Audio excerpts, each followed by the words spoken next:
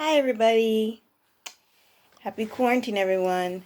So, I don't know if I said this in my last video or not, but I'm going back to work in a week and a half, I think. Yeah. So, today is July 8th and it's been I have how many days? I don't know how many days. Been over 80 days and like 4 or 5 months. Yeah, 4 months. 4 months in quarantine. It'll be five. At the end of when I go back to work, it'll be like almost 5 months in quarantine. So I don't know. So so what I want to talk about is how I have been discovering silent movies throughout my quarantine. Like I've been watching a lot of. I've said in another video, I forget which one. I've been watching a lot of old movies. Probably like around 30s, 40s, 50s, 60s, and some in the 70s, but not really a lot in the 70s. So, yeah, how silent movies are actually pretty awesome. They're not out a lot because I don't think a lot of people talk about them since obviously no one's talking the dialogue, and it's it's it's more. I feel like we're a lot of movies are a lot of movies a lot of the movies that we talk about that are old like are the noir films and the black and white films and the things like that, because noir films are a subgenre in the black and white films. They're not noir, because I've seen some videos on YouTube saying that this is a noir, like this 40s film is a noir film or 50s film, and it's not. A noir film is a detective film that's in black and white. Or but we forget about when old movies are spoken about. We forget the really old, the OG movies, like the ones in the teens and the 20s, because those were those were the actual movies, moving pictures movies. um um I remember the first movie I ever saw was Nosferatu. I remember when the first time I ever heard of Nosferatu, I was like really young. um I the first time I ever heard of Nosferatu, I think it was on SpongeBob with the episode.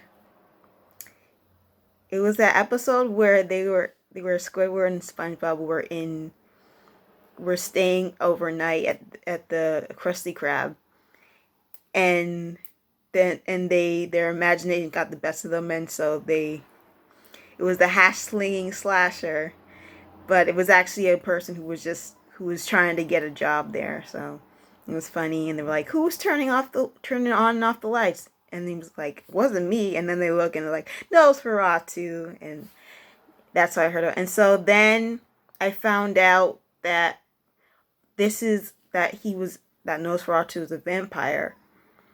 And so the first time I ever saw Nosferatu was a few months ago. It was a little before the quarantine. I think it was in February. And it's the movie from 1922.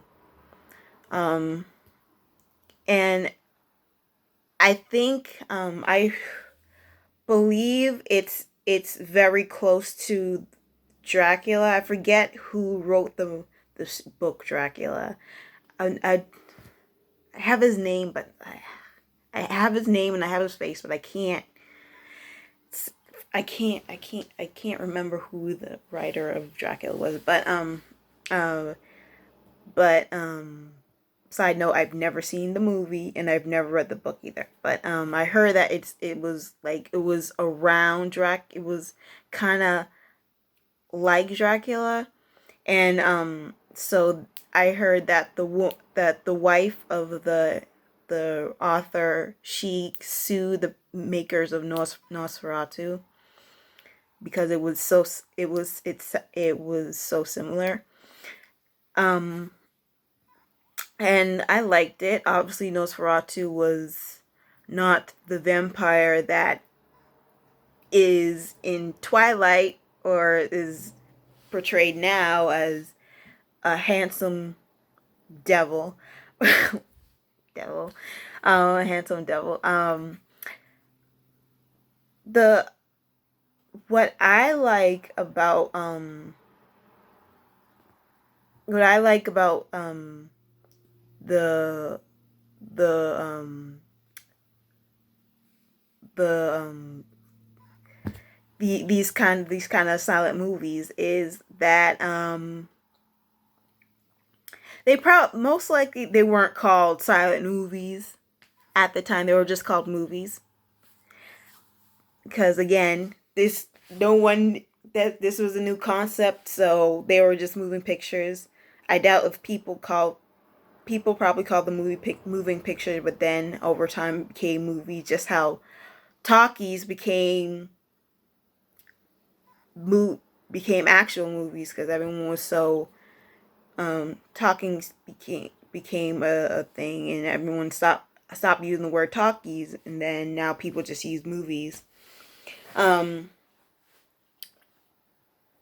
I think there was another silent movie I watched actually at Somerville Movie Theater in Massachusetts. Um, right after Nosferatu, I saw Nosferatu on the YouTube channel Pizza Flicks. Pizza Flicks is very good. They have a lot of movies that I watch. That's how I got into loving a lot. That's how I wanted to watch so many old movies, but I couldn't find them. Now I have to go out and like rent or buy old movies, and then just and also I didn't know where to start either, so that was something too. But Pizzaflix is a very good channel. There's also Cult Cinema Classics, which is a good a good YouTube channel for old movies. Um,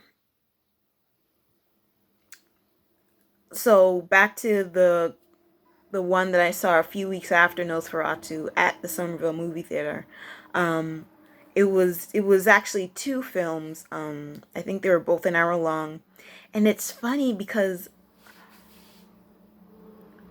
side note, a lot of these silent films would when they were playing they would have orchestras playing with them, and because obviously they're silent movies, so there's no sound, no um no music, so no audio.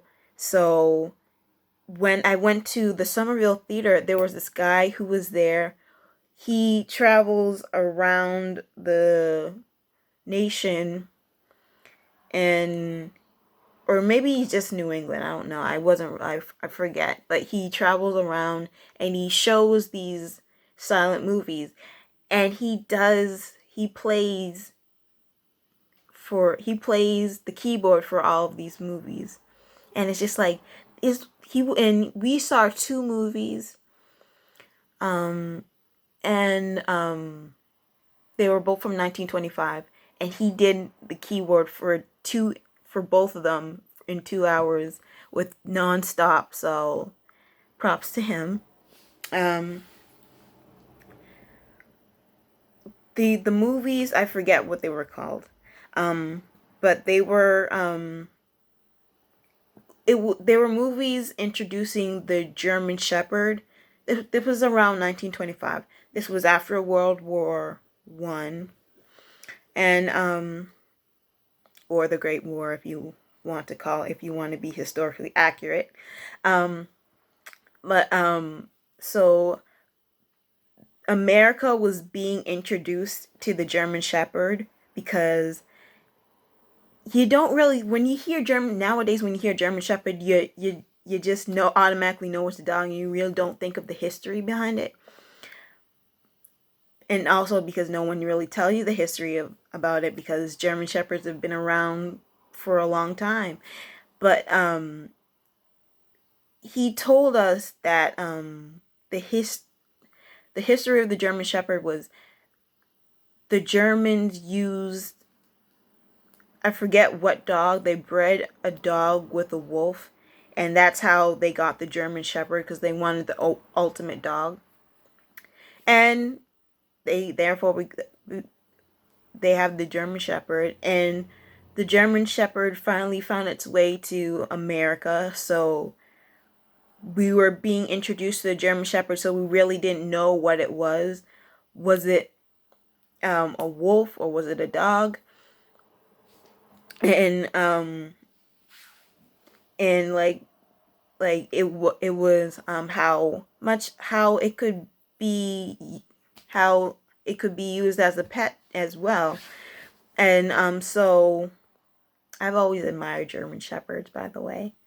And yeah, I just thought it was a really great movie, and it showed how heroic the German Shepherd was, because I remember the second movie was about these farmers, and one of the farmers had a German Shepherd, and they were mad because some of the farmers were mad because they were like, some of the sheep are dying, we think it's your dog. And he was just like, no, he's so nice, he wouldn't do that, he knows better than to do that. And it was actually a vulture who was killing the sheep.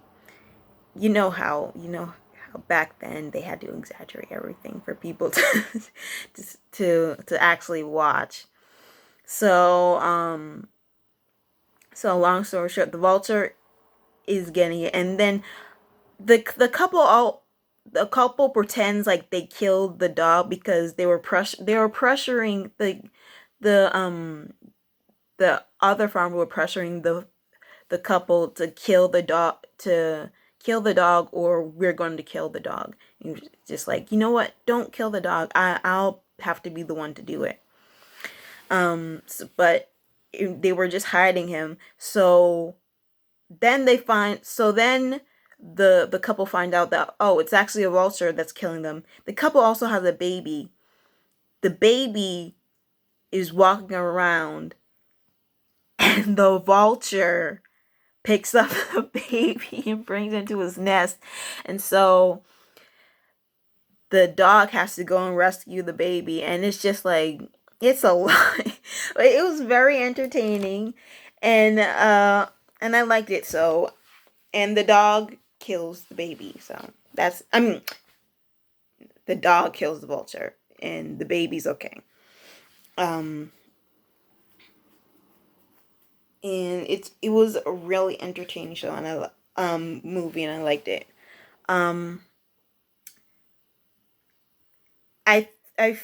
I've also, like, a few weeks ago, no, it was a week ago, actually. It wasn't a few weeks ago. I watched The Phantom of the Opera. I think that was 1925. And it had Lon Chaney Sr. in it. I didn't know there was a senior, but it makes sense because some people say Lon Chaney Jr. Because I didn't know there was, because if you don't know, Lon Chaney Jr. was the Wolfman, and it's just like, I don't know why I don't know why I didn't put two and two together. It's like, oh wait, yeah, there's a senior too. But when I just saw the name Lon Chaney, I was just like, oh, the guy from the Wolfman. It's like, but it's from 1925. It's the Wolfman is in the, like, what, 50s, 60s. So it wouldn't be Lon Chaney Jr. It had to be his father. So it's the same thing when I saw, like, when I saw the movie of Human Bondage. I was like, Alan Hale Sr. Well, because they didn't perpetuate the name Alan. Like, And I didn't. I saw the word Alan Hale, and I was like, Alan Hale. This movie was made in the 40s. How can Alan Hale be that old? How can Alan Hale be that old? They, but the guy from Skipper from Gilligan's Island, that was Alan Hale Jr. No one ever said he's Alan Hale Jr. They just said Alan Hale, but it was his father who was playing in the movie. Um, yeah, I have I'm sorry guys, I have a very big, very long stream of consciousness, so I go off on a tangent all the time. Um, so going back to the Phantom of the Opera was pretty good. It was actually, it wasn't all in color. Most of it was not in color, but I mean, like a little portion of it, like at the end, was in color because they were at a costume party, so I guess they had to make everything. They had to show the colors of all the costumes and stuff in the masquerade ball, because it was a masquerade ball, and it's funny too because, like, if you don't know the Phantom of the Opera, it actually is a very. I've never read the book. I've seen the move. I've seen the actual opera of the Phantom of the Opera, because it's funny because, like, a few months ago, I think in April, they the channel The Show Must Go On YouTube uploaded a Phantom of the Opera at Royal Albert Hall, I think it is. So I watched that. So I kind of knew what went down at the Phantom of the Opera. So I kind of knew what was going to happen in the silent movie. And by the way, that the Royal Albert Hall one, that's pretty good too. Just saying. So most of the movie, it's just really dark. Like, there's really, it signifies what the scene looks like because it's real. The scenes go into black, or they go into gray, or they go into like deep purple, or like a deep red. And it was nice. The In the 1925 version that of the silent film Phantom of the Opera, the main girl, her name is Christine Daae, and if you guys don't know, this is in France. So, this takes place in France, but it really has nothing to do with anything actually. So, but she actually didn't have a lot of makeup, as because a lot of the silent film actors have a lot of makeup, but I feel, and it makes them, they put so much makeup on, and makes them actually look dead. And but I guess she had the right features that they didn't need that much makeup. But it overall, and it was really good. I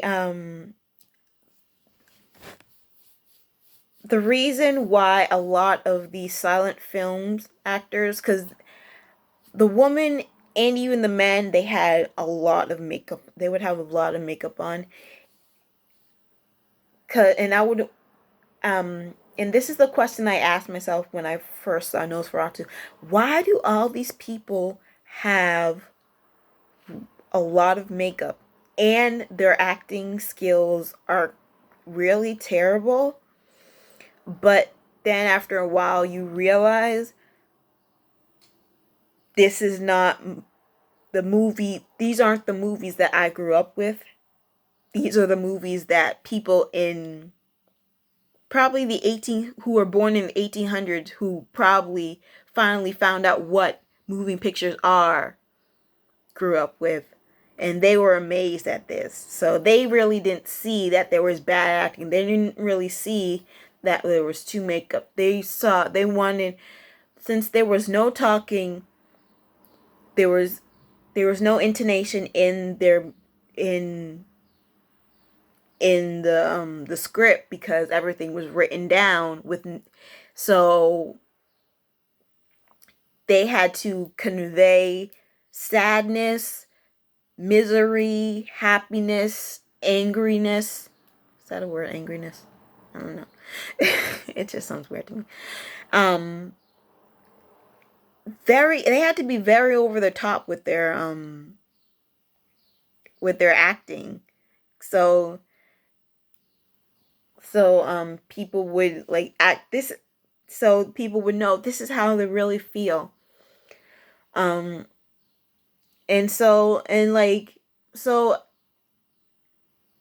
by analyzing that, then you can appreciate that they did all this back then. And I also saw Dr. Jekyll and Mr. Hyde. I think I saw that 2 days ago. And I liked that a lot too. If you're not familiar with Dr. Jekyll and Mr. Hyde, Dr. Jekyll plays with God, with being, well, he doesn't really play with, it's not like a Dr. Frankenstein situation, but he's more like, maybe I can separate good from evil, and he has another side to him called Mr. Hyde. So yeah, that happens. And yeah. So, and I like Dr. Jekyll and Mr. Hyde. It was a very good movie. That was also made in 25, I believe. But silent movies are actually not talked about a lot. I think the reason why a lot of silent movies aren't talked about a lot is because the best movie that ever combined audio, the best movie, no, actually no, the best silent movie that yeah, I don't think there's a good, I haven't seen the best silent movie ever. I think the reason why they're not talked about is just probably because people don't really take the time to understand silent movies, because they just see because people are so enthralled in, like, they're so enthralled with looking at what the next best thing. They're not really looking at the simplicity of the silent movie. And I mean, I've never seen a silent movie before, so I'm pretty amazed, and I'm wondering how do people actually. I'm getting into the mind of how people reacted to silent movies back then, how they saw really, because if you ever saw Nosferatu or Mr. Hyde, they're actually pretty scary. They're very scary, and the way that how the silent movie conveyed everything to make the cinematography to make everything feel dark when those characters were on screen, that makes it even more terrifying. And that's really cool. I mean, yeah, they're not going to give me nightmares, but if you ever saw The Phantom from 1925, you would understand. He looks like a pig, a warthog pig person that came to life. I don't know. It was just ugh. But you're not gonna get nightmares from them. But you're not gonna think they're pretty. But it's really, and that's why I love history so much, because like you want to get into the perspective of the people during that time era, and what they were thinking, and why did this happen. And silent movies created everything. If the silent movies weren't available, then we wouldn't have, I don't know, Marvel Universe. I don't watch Marvel, but I guess, and yeah. So probably check out one of those silent movies. I believe, well, I don't know about any other state, but my state is reopening their movie theaters. So usually the independent ones, like at the Somerville Theater, the Somerville Theater is not part of AMC. So they can do what they can basically do whatever they want. They show the mainstream movies, and they show movies that they want to show. They have movie marathons of old movies. So probably go to your independent thing. And I even heard that drive-through movie theaters are coming back now, since people have to social distance. So that's pretty cool. I would love to go to a drive-through. So yeah, just remember, guys, that history is all around us, and it tells so many stories, and it's just amazing. So that's all I wanted to say. Bye.